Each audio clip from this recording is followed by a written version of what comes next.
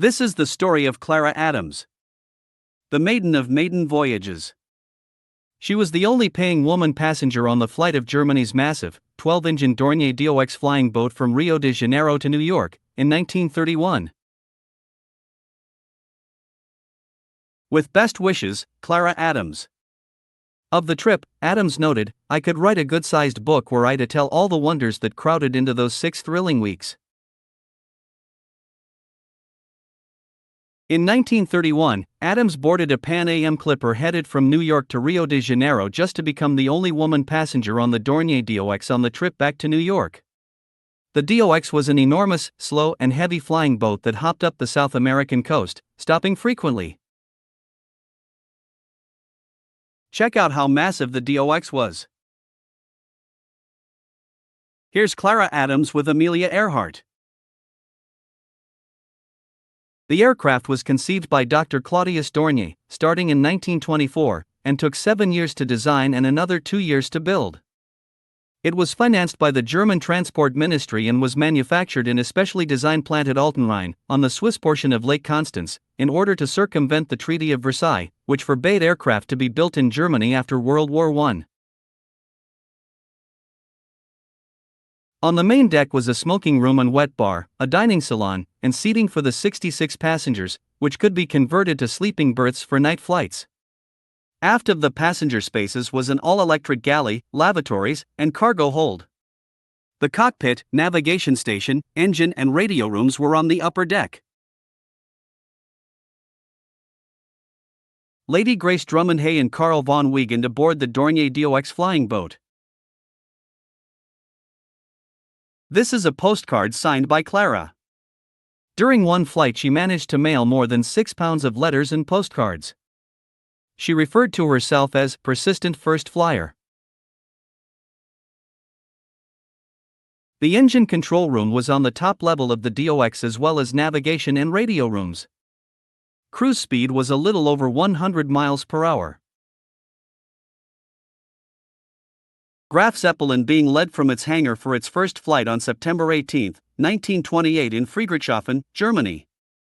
Clara wrote, "The most notable flight took place when in 1928 the Graf Zeppelin made its pioneer round trip from Europe to the USA and return. It was my privilege to buy the first ticket ever sold to a feminine passenger to fly across the Atlantic. It cost $3,000.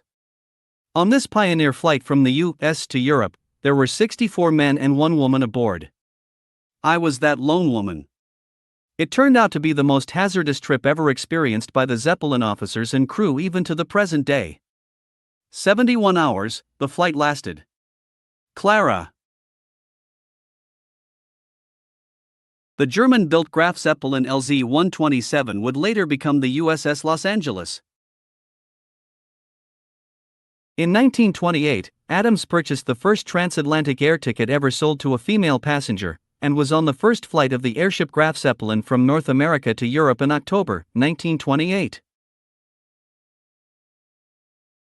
This is the Graf Zeppelin. Here's the Graf Zeppelin radio room. The overall length was 98 feet. This is the Graf Zeppelin steering room. Here's Clara Adams with Dr. and Mrs. Hugo Eckener in Friedrichshafen, November 3, 1928, after arriving from North America aboard Graf Zeppelin.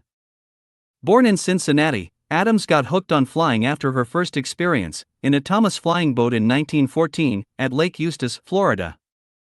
When she bought a ticket on the Graf Zeppelin, a round-trip fare from the U.S., in 1928 it was the first air ticket sold to a woman passenger to cross the Atlantic. The $3,000 it cost her to fly round-trip on the Graf Zeppelin's pioneer flight was the equivalent of several years' salary for the average person in those days, said Friedman. It would be more than $136,000 today. Here's the dining room.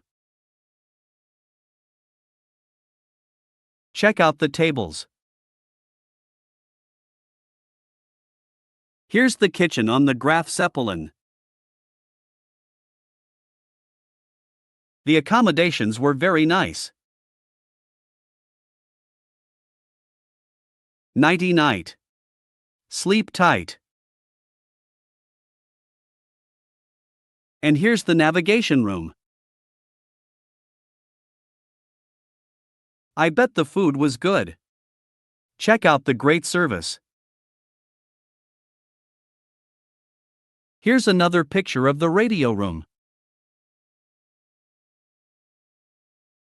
Lady Grace Drummond-Hay, a journalist, was aboard the Graf Zeppelin on the delivery trip to the U.S. While the surroundings were luxurious, they were also unheated, and during the winter months, or when the ship flew over the North Atlantic, or during the flight over Siberia as part of the 1929 round-the-world flight, passengers often spent much of their time wrapped in heavy winter coats or covered by layers of blankets while ice crystals formed on the windows. Clara Adams and Lady Grace Drummond-Hay. As frequent passenger Lady Grace Drummond-Hay described it. We have 1,000,000 cubic feet of gas but no heat. Merciless cold driving through the canvas walls of this flying tent. I have visualized myself gracefully draped over a saloon window ledge romantically viewing the moonlit sky. The men have reminded each other not to forget evening jackets and boiled shirts in their baggage. We have drawn ourselves lovely pictures of dining elegantly in mid-air with Commodore Eckener at the head of a flower-decked table, but the leather coats, woolies and furs will be our evening dress. Hot soup and steaming stew more welcome than cold caviar and chicken salad. Grace Drummond-Hay and Carl von Wiegand in control car of LZ-127 Graf Zeppelin. Clara Adams was on the inaugural flight of the dirigible Hindenburg in 1936. After the Hindenburg crashed in New Jersey in 1937, Adams wrote to company officials in support and purchased a ticket for a next flight that never took place. The letter is dated May 8, 1936. The age of the passenger Zeppelin ended just a year later, with the Hindenburg disaster of May 6, 1937.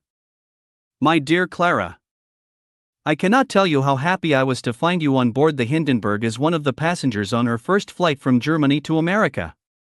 I hope we will meet again as companions in adventure, when the next Zeppelin is completed, and that once more we will pioneer a path through the air together. Kindest thoughts always. Your sincere friend, Grace M. Hay Drummond-Hay. Personally, I think that the amazing variety of trips and flights Clara Adams took are remarkable, considering the pioneer nature of early aviation in the 1920s and 1930s, said Thomas Allen, curator of special collections in the History of Aviation collection at the University of Texas Dallas. UT Dallas has Clara Adams memorabilia including photos, letters, and postcards. Clara Adams helped change the public perception of aviation from a dangerous enterprise for daredevils in leather helmets to something that could be enjoyed by a little old widow from Pennsylvania. Her round-the-world flight in 1939 was a very public demonstration of just how far aviation had come in so short a time. Charles Lindbergh had crossed the Atlantic in May 1927, and just 12 years later it was possible for a woman to buy a ticket to fly around the world on scheduled airlines. And Clara Adams made sure the world knew it. Clara always paid her way. She took photos and bugged aircrew members for their autographs. She collected boxes and more boxes of the collectible items from the time. She used her own money to make promotional tours and talks. An autobiographical record of her travels concludes, "I want it understood that in what I have written, I am merely stating facts with no intention of boasting." She was aboard the first flights of many celebrated airships, flying boats, and early airliners, and she became acquainted with many of the famous aviators of the day, including Amelia Earhart. Her friend, Grace Drummond-Hay and Carl von Wiegand were in the Philippines when the Japanese invaded the islands in 1942, and both were interned in a Japanese camp.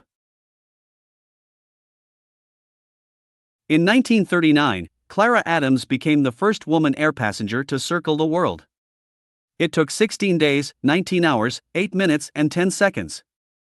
Overall, she logged more than 150,000 maiden voyage miles.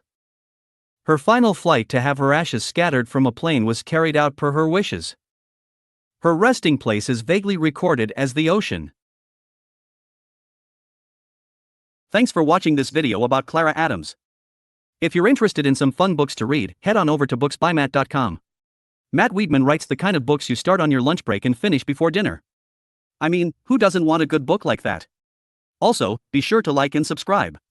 Have a super day.